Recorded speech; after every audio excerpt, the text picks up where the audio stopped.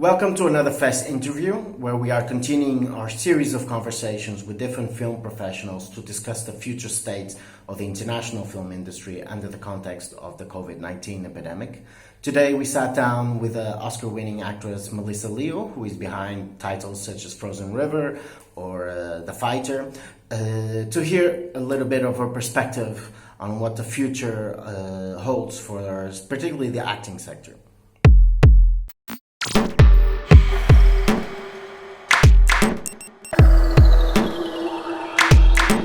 Hello, Melissa. Hi.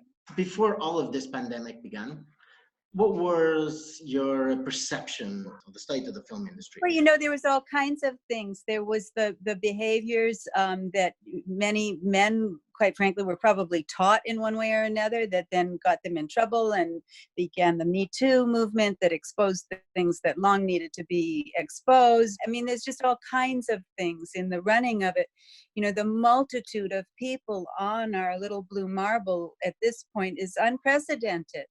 Just as the circumstances that this thing finds us in, unprecedented. When people talk about hope in this time now, the hope I see is this hope for some real vast change, not just different players in the same old system, but a whole new system and a worldwide system. I'm so happy to be in touch with you there in Portugal or wherever you might be right now. You travel the world all the time. Where are you? I'm in Portugal. My love to Portugal. Were you working when the pandemic became obvious? And if you were, what were the first signs and how did you react to it first? I was in Berlin for Berlinale. One of the meetings I had that had great portent. Portent always sounds so evil, but it just was feeling so good. Vlad Ivanov was there with a film, and he will co-star with me in Alina Gregora's film she will make with he and I here in the United States when we are allowed to do such things again. But Alina I met coming through Fest in the writer's workshop. She had a script then, Bears and Bees, which is very close to, if there will be a Cannes at some point this year, maybe getting in there. Oh, wow. Yeah. She's the treasure from Fest. She's a Fest treasure. Yeah. So I was there in Berlin with her and very excited about that, and double extra excited because I was an actor with a job. Sure. It hadn't started yet, but as soon as I was getting back to the US, a job on a TV pilot was going to happen down in blessed New Orleans. And on the Friday the 13th, I've traveled home to New York State, where I've been now for just about a month. They tell me that the job will continue. The best speculation, the most realistic thing I heard or felt was realistic was possible September. And I'm very happy to say, I don't know who's responsible, Paramount or the network Fox, but this actor's been paid. Not a grand sum, but something that makes me be able to breathe through this time. What do you think are going to be the biggest impacts of this situation on the industry as a whole? Well, this is probably most typical Melissa Leo answer you're going to get. I don't have that answer, but I'm an actor, a troubadour. I've spent my life not knowing what comes next. When we're being asked this last couple of years to sign all these sexual harassment clauses on the things, don't you mean anti-sexual harassment clauses? But that's not what they're called. And you have to sign all these things, and then they don't ask me anymore, thank God. But then the young women have to take off their clothing and get into bed with practical strangers. That, in fact, is a part of what we do, replicating the human behavior in the human condition. And we are not insular, isolated beings. We are tribal. Is there anything that you are doing to keep up the momentum in some way, or is there anything that can be done?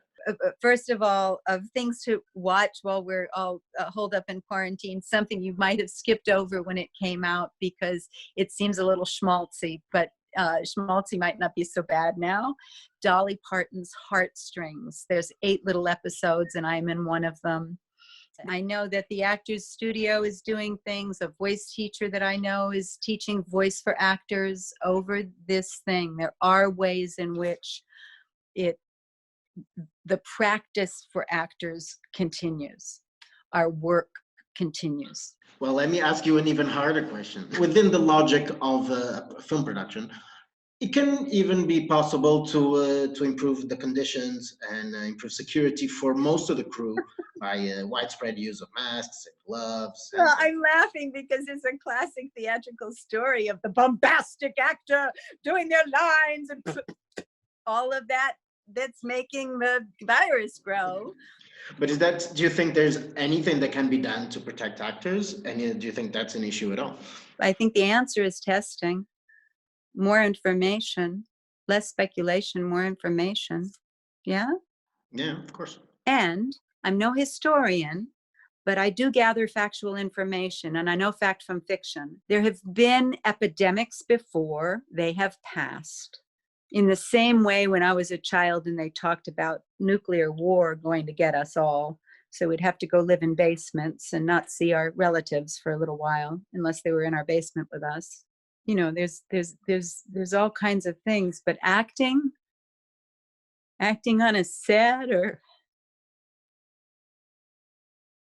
it'd have to be all over. It'd have to be all over.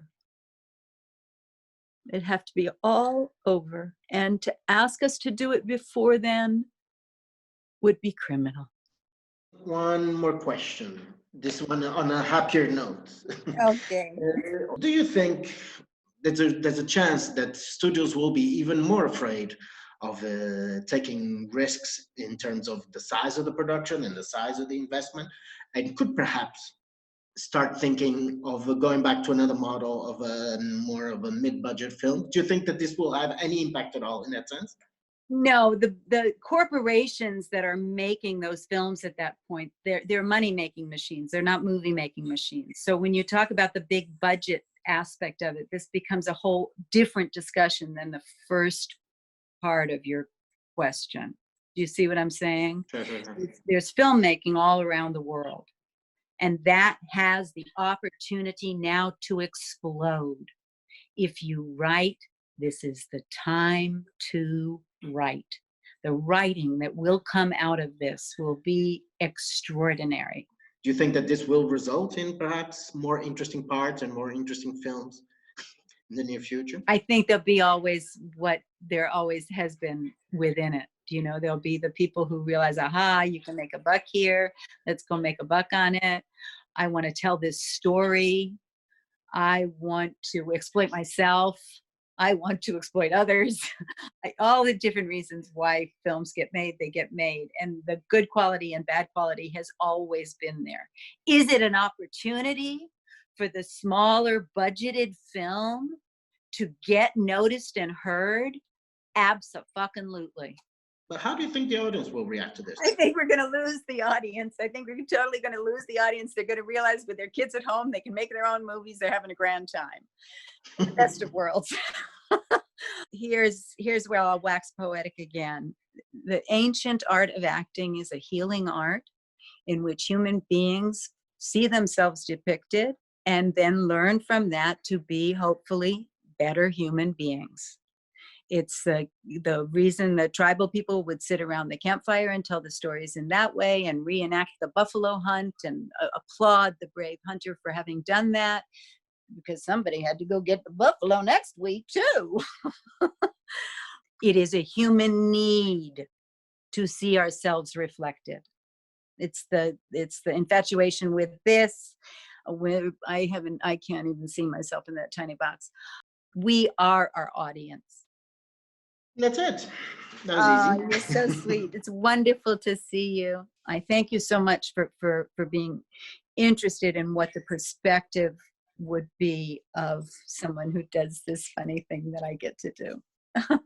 Always good to see you. I hope you keep safe. I will. I just am staying home, and it's all good. Me and my animals. You take care. Give my big, big love to Portugal, okay? I will. I'll send it to everyone. Thank you so much. Thank you. Bye-bye. See you.